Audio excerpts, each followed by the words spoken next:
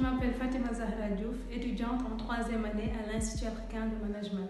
Cet exercice, Cases Model Analysis, a été créé par le coach Baguidi dans le but de visiter des structures qui ne sont pas forcément connues par le grand public et leur poser un certain nombre de questions par rapport à un problème qu'ils ont eu à résoudre avec la création de cette structure en question.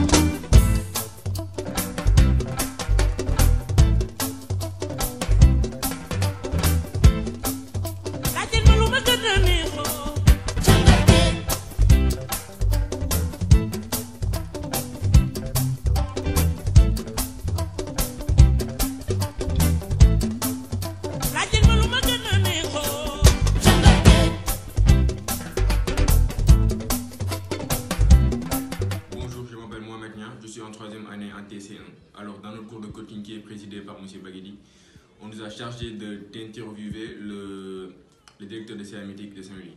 Alors, au début, ça n'a pas été facile de le rencontrer, mais il nous a accordé un peu de son temps et nous allons pouvoir lui poser nos questions. J'espère que ça va bien se passer et on lui remercie de son aide. Merci.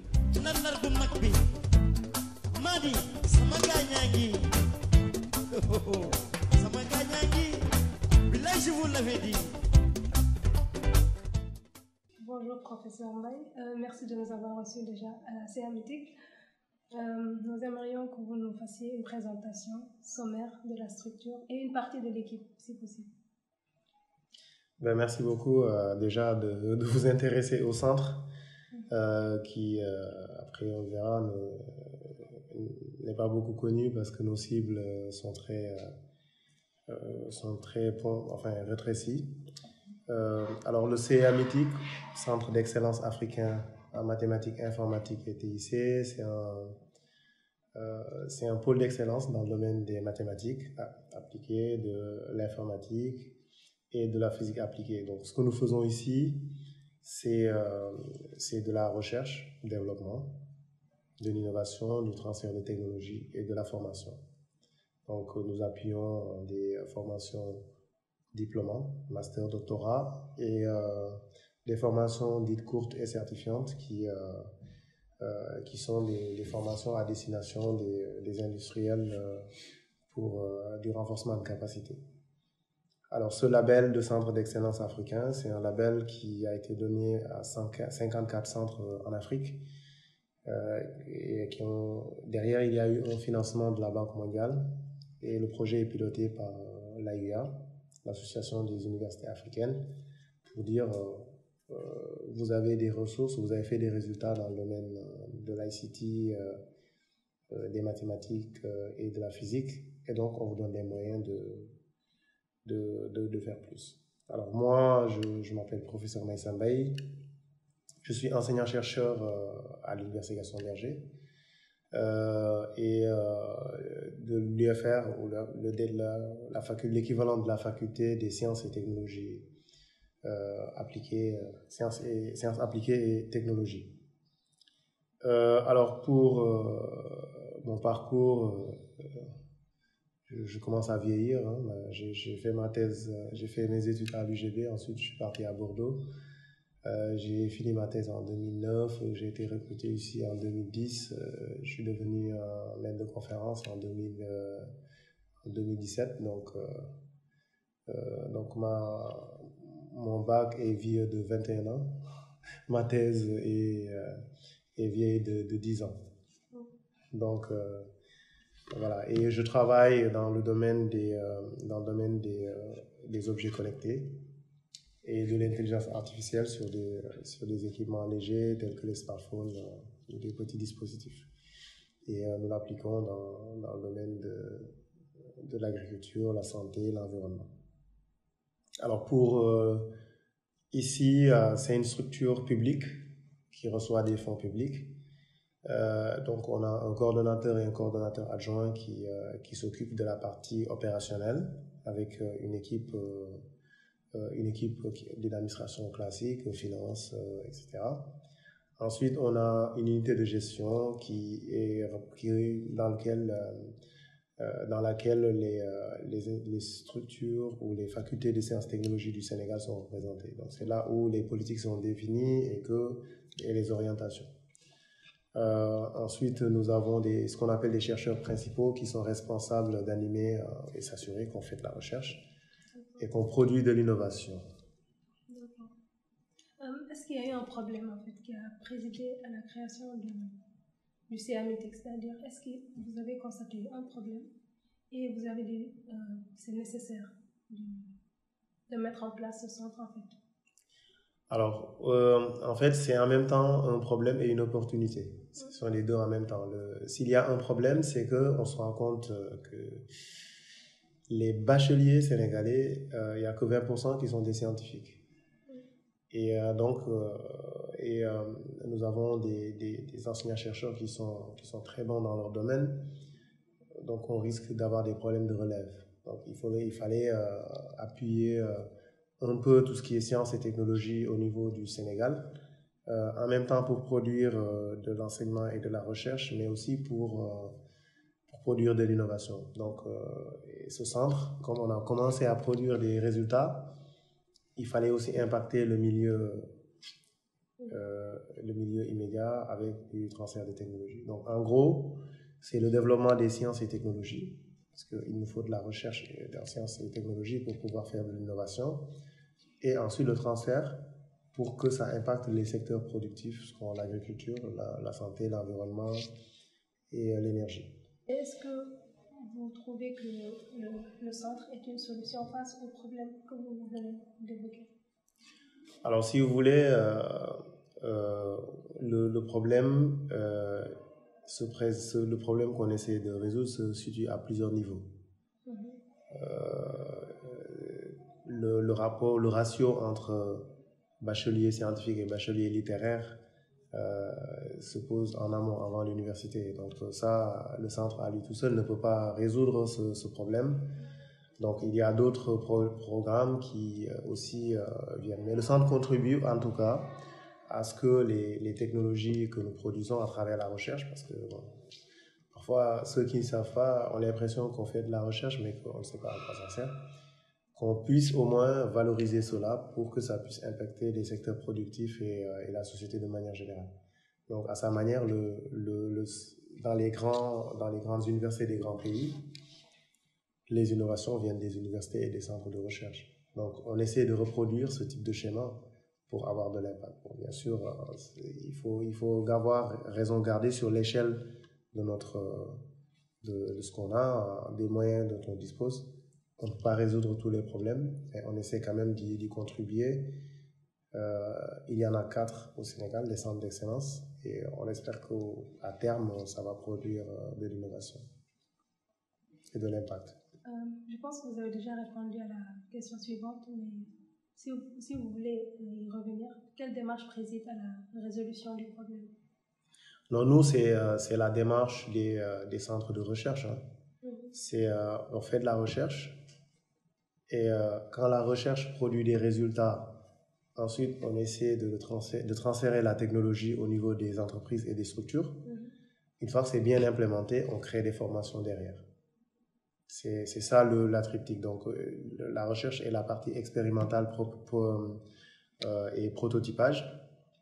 Une fois que c'est bien fiable, on le met à la disposition des entreprises. Une fois que les entreprises l'ont bien intégré dans leur circuit, on peut créer des formations avec des ingénieurs et des techniciens qui sont capables d'aller gérer les systèmes dans ces entreprises. C'est le modèle par lequel on va. Maintenant, pour le moment, dans le modèle économique, c'est de l'argent public qui finance.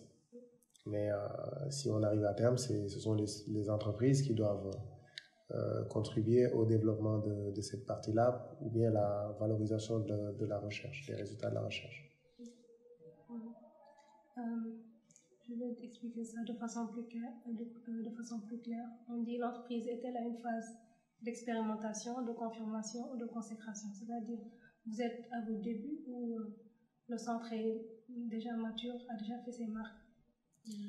Alors, si vous voulez, le centre on va dire, est encore en transition. Nous ne sommes pas une entreprise qui cherche un marché pour aller gagner de l'argent, ou on ne cherche pas de marché. Notre modèle économique n'est pas basé sur la recherche de marché et de profit. Donc nous, on doit développer des projets et de l'innovation et convaincre les bailleurs que ça tient la route pour qu'ils nous donnent des ressources pour pouvoir le faire. Alors, on est en phase de transition, pas parce qu'on n'a pas encore atteint notre objectif, mais pour 2 raisons. La recherche ne se termine jamais. Il y a toujours des challenges qu'il faut lever. Et ensuite, on n'a pas encore trouvé notre modèle économique de pérennité. Dans les pays développés, c'est l'État qui finance les centres de recherche. Mais ici, l'État a donné le fonds d'impulsion. Il faut que nous, on arrive à générer suffisamment de ressources de par notre innovation et constituer un patrimoine de propriété intellectuelle pour pouvoir les valoriser et avoir de l'argent pour faire de la recherche. Les solutions que vous avez évoquées tout à l'heure, est-ce que c'est une création endogène ou vous l'avez importée de l'extérieur? Alors, si vous voulez, il y a une partie endogène et une partie qui, c'est pas étrangère, mais c'est des standards. C'est comme demander est-ce que, je sais pas, la manière d'utiliser un téléphone, est-ce que c'est importé ou est-ce que c'est local? Donc les centres de recherche, globalement, le modèle de fonctionnement, il est quasiment le même partout à travers le monde. C'est de faire, comme je dis, faire de la recherche. Ensuite, valoriser les résultats derrière, donc c'est-à-dire faire du transfert, et ensuite en profiter pour créer des formations derrière avec des étudiants qui sont soit en thèse ou en master ou sur d'autres structures. Maintenant, la partie qui est la partie endogène, c'est que nous avons orienté les domaines d'application par rapport à ce qu'on fait. C'est-à-dire, si vous voulez, quand vous allez dans une structure de recherche au niveau international dans les pays développés, ils vont vous dire, on va aller à la frontière des connaissances. C'est-à-dire, voilà, quelque chose que personne ne sait faire, c'est là où on va travailler. Mais nous, on a des problèmes plus immédiats, nous avons des problèmes de développement. Il faut qu'on arrive à plutôt nous concentrer sur ces questions-là, plutôt que d'aller résoudre des problèmes sur les frontières, seulement sur les frontières de la connaissance. C'est la partie qui va être la partie endogène. Est-ce qu'il existe une communication adéquate sur l'existence et l'évolution du concept, c'est-à-dire la solution? Non. En termes de communication, on n'est pas encore au point. C'est parfois, c'est à la fois normal et anormal. C'est normal parce que, comme je dis, nous ne sommes pas dans la publicité classique où on va faire des spots publicitaires pour que chacun sache que le CIA existe. Nous, que je sais pas, les gens de la population sachent qu'on existe. Je ne sais pas ce que concrètement ça va avoir comme impact sur notre activité, à part peut-être de la crédibilité auprès de nos bailleurs. Mais les bailleurs, eux, ils ne s'attendent pas à ce qu'on soit connu. Ils s'attendent à ce qu'on leur montre des résultats d'innovation. Donc nous avons une communication qui est principalement dirigée vers les structures qui peuvent bénéficier à nos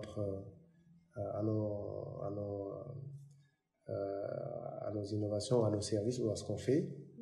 Et en général, c'est dans le cadre de partenariats. Pour le moment, on en touche un certain nombre, mais on n'arrive pas encore à convaincre tout le monde de ce qu'il faut faire. Mais parce qu'ils ont leurs réalités et leurs contraintes. Je vous donne juste un exemple. Quand vous développez une technologie pour faire de l'arrosage automatique chez un agriculteur, c'est un bénéficiaire potentiel. Une variation de production est un problème de survie pour lui. S'il avait 200 sacs, vous venez, vous testez votre solution, il n'a que 50 sacs, il va se retrouver dans des difficultés. Donc, quand tu communiques avec eux et que tu veux être en partenariat avec eux, le rapport n'est plus le même. Tu ne viens pas pour leur vendre un produit. Donc, parce qu'on est dans un domaine aussi expérimental, il faut qu'eux, ils y trouvent quelque chose, une certaine assurance en termes de fiabilité et autres. Donc, nous, notre publicité, elle est vraiment, pour le moment, très ciblée, même si notre responsable de com va encore me taper. Elle voudrait bien qu'on soit partout, visible partout. Mais c'est bien d'être connu, mais nous, ce qu'on vend, c'est de l'innovation et il faut qu'on se concentre sur de l'innovation plutôt qu'à être sur les médias. Donc, si je comprends bien, votre principale cible, c'est d'autres structures qui ont besoin d'innovation. D'innovation. Effectivement. D'accord. Est-ce que ce concept est réplicable ailleurs, ce que vous faites là? Est-ce que c'est réplicable dans d'autres structures, par exemple? Oui, et nous pensons qu'il faut répliquer ça. Parce que ça coûte pas tant cher que ça. C'est dans les moyens de l'État, dans tous les secteurs où on a besoin d'avoir de l'innovation. Le fait de créer des centres d'excellence, c'est pas nouveau. Hein, c'est pas nouveau. Il y a des centres d'excellence comme Africa Rice qui existent depuis longtemps et qui développent tout ce qui est semences dans le domaine de l'agriculture pour le riz et tout. Et ça permet de gérer des questions de sécurité alimentaire. C'est déjà répliqué, mais il faut qu'on en ait encore plus. Moi, je pense qu'il faudrait qu'on en ait au moins une vingtaine, voire une trentaine, pour que tous les secteurs du développement qui nécessitent des activités de recherche-innovation soient couverts. Nous sommes au terme de notre questionnaire. Nous avons été ravis de partager ça avec vous. Donc, si nous pouvions avoir juste quelques impressions et témoignages sur la démarche et tout. Non, écoutez, moi je pense que ce sont des questions qui sont des questions très importantes parce que les structures doivent savoir quels sont leurs objectifs doivent être clairs, leur marché, leurs cibles doivent être clairs, leur modèle économique doit être clair et je pense que ça ressort des questions. Et je trouve que vous avez été très très motivé. Je ne suis pas spécialement quelqu'un de très très disponible. Mais vous avez insisté, vous avez tenu bon jusqu'à ce qu'on ait cette interview. Je vous félicite pour votre engagement. J'espère que vous allez pouvoir en faire quelque chose qui vous servira dans votre cursus et tout. Donc, il nous arrive de temps en temps d'avoir des stages, mais c'est très rare. Hein. On est plus ciblé vers les informaticiens, vers les physiciens et les mathématiciens. Donc, si vous êtes intéressé par la reconversion, donc nous sommes donc même ceux qui sont derrière la caméra aussi se sont intéressés par les maths. voilà, on fait beaucoup de maths, beaucoup de programmation, beaucoup de tests physiques ici. D'accord. Merci. Merci, c'était vraiment gentil.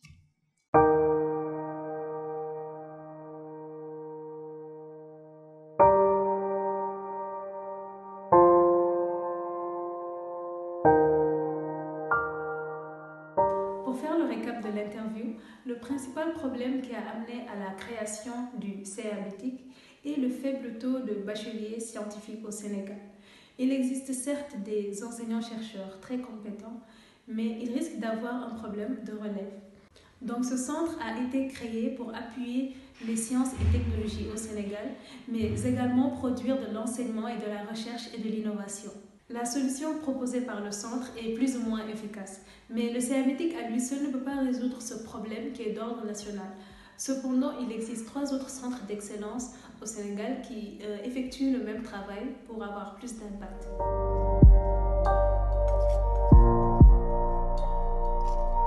Bonjour, je me nomme Ndaimane Diagne. Je suis en TC1, je suis aussi directrice du projet. Bon, personnellement, ce travail me fait savoir que dans la vie, rien n'est impossible. Il faut juste s'y croire et dire que ça, je peux le faire et je vais le faire. On dit aussi merci à Coach Baguidi parce qu'il a fait de nous des jeunes vraiment ambitieux, des jeunes qui savent vraiment ce qu'ils veulent. Donc, on ne saurait même pas le remercier. Parce que moi, personnellement, je ne savais même pas que CAMETIC existait. C'est grâce à lui que je connais cet institut. Donc, on dit merci. Alors, mon groupe et moi étions chargés de partir au CAMETIC, Centre d'excellence africain des mathématiques, informatiques, éthiques, qui se trouve à Saint-Louis, pour interviewer le professeur Maïsembay. Bonjour, cher professeur, je m'appelle Nogay Khan. Je suis étudiante en 3e année en TC1 à l'Institut africain de management. Je fais partie du groupe de ceux à qui on a confié la tâche d'aller à Saint-Louis pour rencontrer le directeur général de CAMETIC et de faire une interview avec lui. Dans un premier temps, ce travail me semble assez compliqué vu comment Saint-Louis est très loin de Dakar. Mais bon, j'en ai parlé à ma soeur, je lui ai expliqué l'idée du cours, la démarche du coach. Bonjour, cher professeur. Je m'appelle Ramatoulaye Khan. Je suis la grande sœur à Nogay Khan. Elle m'a parlé de l'exercice que vous leur avez demandé de faire et elle m'a demandé de faire un témoignage pour donner mon impression. Donc, je trouve l'idée excellente. Oui, c'est une bonne idée. Dans la mesure où le fait de sortir les étudiants de leur zone de confort pour les envoyer dans des environnements qu'ils ne connaissaient pas bien et d'aborder des inconnus à l'improviste pour une première fois est une excellente idée parce que ça va leur permettre de booster leur confiance en eux, mais aussi de vaincre la peur pour aller vers des gens et s'exprimer, se faire écouter. En faisant cet exercice, ils sauront que la confiance en soi, l'assurance et l'aisance dans les interactions avec les autres n'est pas un mythe. Il faut juste avoir le courage de réveiller l'audace qui dort en soi. Donc, sur ce coup-là, je suis en phase avec vous. Car il est bien beau de s'enfermer dans les salles de classe pour booster les étudiants par des arguments, mais il n'y a rien de meilleur que le learning by doing, c'est-à-dire l'apprentissage par la pratique. En leur incitant à la pratique, les stratégies que vous leur avez demandé d'adopter se concrétiseront par leurs propres efforts. Et par conséquent, ce sera une leçon qui sera ancrée à jamais dans leur mémoire au vu de la satisfaction qu'ils vont ressentir après avoir réalisé l'exercice qu'ils croyaient impossible et incapables de faire à première vue. Bonjour, je m'appelle Retina Verdiana Kaki, étudiante en 3e année de licence professionnelle à l'Institut africain de management.